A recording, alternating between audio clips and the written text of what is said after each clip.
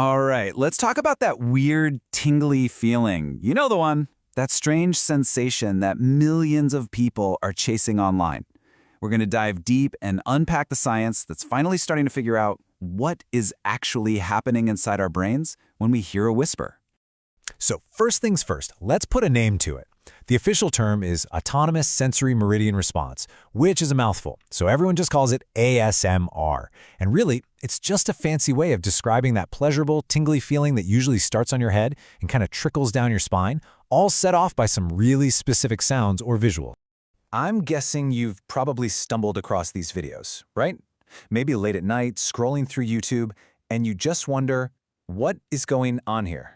It is a massive online world, with people listening to everything from the softest whispers to the sound of someone tapping on a microphone. Well, what started out as this kind of niche internet subculture has totally blown up, and now it's gotten the attention of actual neuroscientists.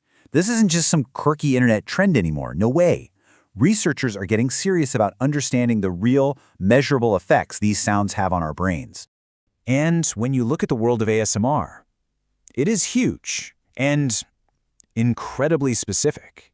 I mean, the creators are designing sounds with titles that sound like something out of a sci-fi movie. Things like deep brain scratching, brain-penetrating triggers, and my personal favorite, addictive mic tapping. It's a whole universe of audio, all designed to hit that one specific feeling. So this brings us to the big question, right? Is it just a feeling, or is something real, something physiological actually happening inside our heads? Can you measure it? Well, that's exactly what scientists are trying to figure out. And a study published in Frontiers in Human Neuroscience decided to put ASMR to the test in a super practical way, seeing if it could help fight off mental burnout when you're trying to focus on a really demanding task. The setup was pretty simple, but really smart. They had people do this mentally draining 30-minute task that required a ton of attention. In one scenario, they just had to power through the whole thing without a break. In the other, they got a short 4-minute break right in the middle to listen to some ASMR audio. This let them do a direct head-to-head comparison. Could those few minutes of sound actually make a difference? Could it really help you refocus and fight off that tired, sluggish feeling? So what happened? Well, the answer was a huge, resounding yes. The effect of that little ASMR break wasn't subtle at all. It was immediate, powerful, and really easy to measure. And this is where it gets super interesting. Check this out. The group that didn't get a break, their performance just got worse and worse as they got tired. Makes sense. But the ASMR group? Wow. Right after that 4-minute sound break, their reaction times got way better. It was like an instant reset for their focus. Okay, so seeing an improvement in performance is one thing, but the scientists wanted to know why. What was actually going on in the brain?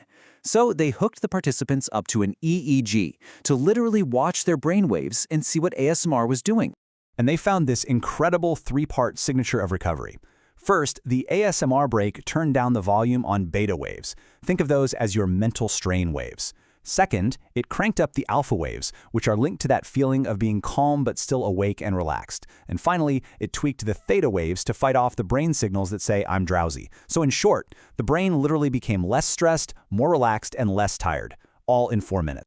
But it went even deeper than that. The study also looked at how well different parts of the brain were talking to each other. You know, the brain's overall communication network. And this is just a brilliant way to picture it. Without a break, as people got tired, their brain's communication network started to get clogged up. Think of a city at rush hour with traffic jams everywhere. But for the group that got the ASMR break, it was like all the traffic lights turned green. The brain's network stayed efficient, and that connection between a tired brain and poor performance, it just disappeared.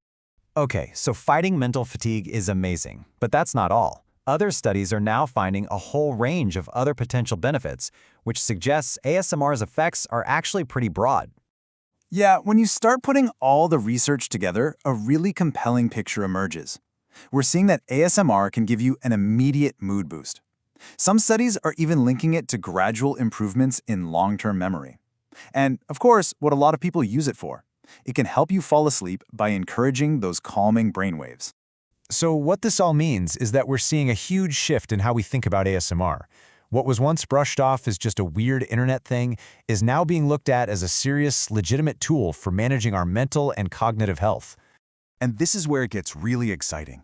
Researchers are looking at this not just as a quick fix, but as a way to be proactive. As a couple of researchers put it, this kind of work encourages a preventative approach to mental health care.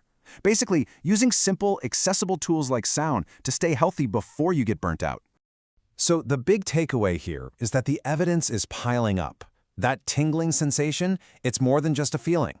It appears to be a legitimate neurological phenomenon with a real, measurable basis in what's happening in our brains and our bodies. It's the real deal.